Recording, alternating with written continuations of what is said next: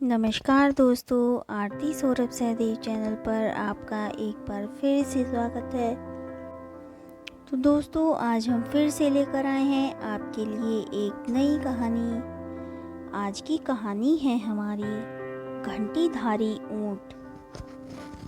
एक बार की बात है कि एक गांव में एक जुलाहा रहता था। वह बहुत गरीब था।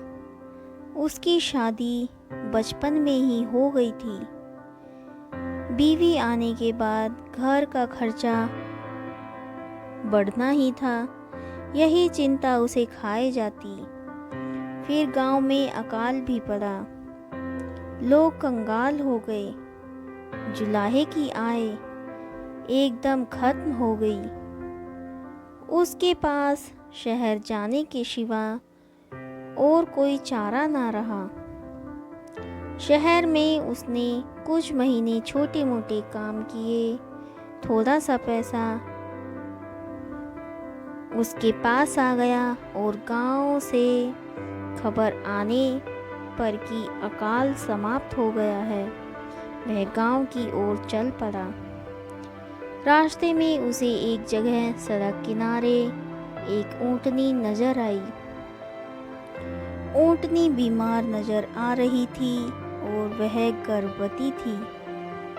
उसे ऊँटनी पर दया आ गई। वह अपने साथ अपने घर ले आया।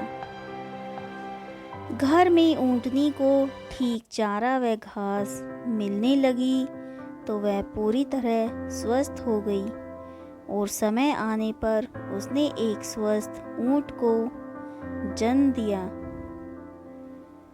ऊँट बच्चा उसके लिए बहुत भाग्यशाली साबित हुआ।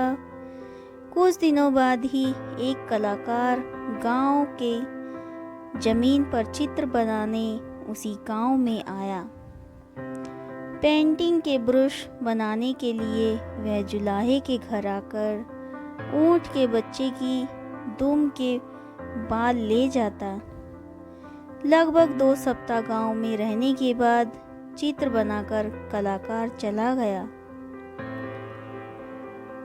इधर ऊँटनी खूब दूध देने लगी तो जुलाहा उसे बेचने लगा। एक दिन वह कलाकार गांव लौटा और जुलाहे को काफी सारे पैसे दे गया, क्योंकि कलाकार ने उन चित्रों से बहुत पुरस्कार जीते थे और उसके चित्र अच्छी कीमतों में बिके। जुलाहा उस ऊँट बच्चे को अपना भाग्य का सितारा मानने लगा। कलाकार से मिली राशि के कुछ पैसों से उसने ऊँट के गले के लिए सुंदर सी घंटी खरीदी और पहना दी। इस प्रकार जुलाहे के दिन फिर गए। वह अपनी दुल्हन को भी एक दिन गोना करके ले आया।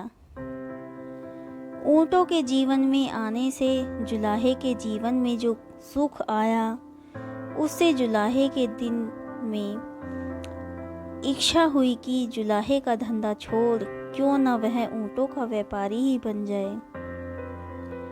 उसकी पत्नी भी उससे पूरी तरह सहमत हुई। अब तक वह भी गर्भवती हो गई थी और अपने सुख के लिए ऊँटनी व ऊँट के बच्चे की आभारी थी। जुलाहे ने कुछ ऊँट खरीद लिए। उसका ऊँटों का व्यापार चल निकला। अब उस जुलाहे के पास ऊँटों के लिए एक बड़ी टोली हर समय रहती। उन्हें चरने के लिए दिन को छोड़ दिया जाता। ऊँट बच्चा जो अब जवान हो चुका था, उनके साथ घंटी बजाता जाता। एक दिन घंटीधारी की तरह ही एक युवा ऊँट ने उससे कहा, भैया, तुम हमसे दूर दूर क्यों रहते हो? घंटीधारी गर्व से बोला, वाह, तुम एक साधारण ऊँट हो। मैं घंटीधारी मालिक का दुलारा हूँ। मैं अपने से ओछे ऊँटों से शामिल होकर अपना मान नहीं खोना चाहता। उसी क्षेत्र में वन में एक शेर रहता था। शेर एक ऊंचे पत्थर पर चढ़कर ऊँटों को देखता रहता था। उसे एक ऊँट और ऊँटों से अलग अलग ऊँट नजर आया। जब शेर किसी जानवर के झुंड पर आक्रमण करता है तो किसी अलग थलग पड़े को ही चुनता है। घंटीधारी की आवाज़ के कारण यह काम भी सरल हो गया था। बिना आँखों देखे वह घंटी की आवाज़ पर घात लगा सकता था। दूसरे दिन जब ऊँटों का दल चरकर लौट रहा था तब घंटीधारी बाकी ऊँटों से 20 कदम पीछे चल रहा था। शेर को घात लगाए बैठा था। घंटी की आवाज़ को निशाना बनाकर वह दौड़ा और उसे मारकर जंगल में खींच ले गया। ऐसी घंटीधारी के अहंकार ने उसके जीवन की घंटी बजा दी। तो दोस्तों, हमें इस कहानी से यह शिक्षा मिलती है कि जो स्वयं को ही सबसे श्रेष्ठ समझता है उसके अहंकार शीघ्र ही उसे ले डूबता है। तो दोस्तों, आज की कहानी आपको हमारी कैसी लगी हमें कमेंट करके ज़रूर बताएं। अगर आपको हमारी कहानी पसंद आई हो तो उसे ज़्यादा से ज़्यादा लाइक और शेयर करें और हमारे चैनल को सब्सक्राइब करना ना भूलें। धन्यवाद।